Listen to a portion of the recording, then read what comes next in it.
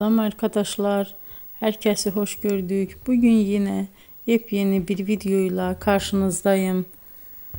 Hayranlıkla izlediğimiz Birce Akalay ve İbrahim Çelikkol'dan çok güzel kareler hazırladık.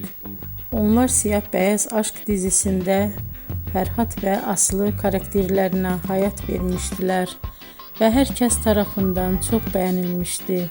Biz de onların en özel ve en güzel fotolarını sizler için hazırladık.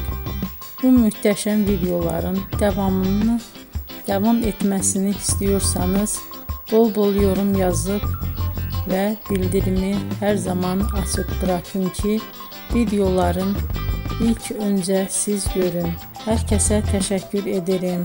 Bizden bu kadar.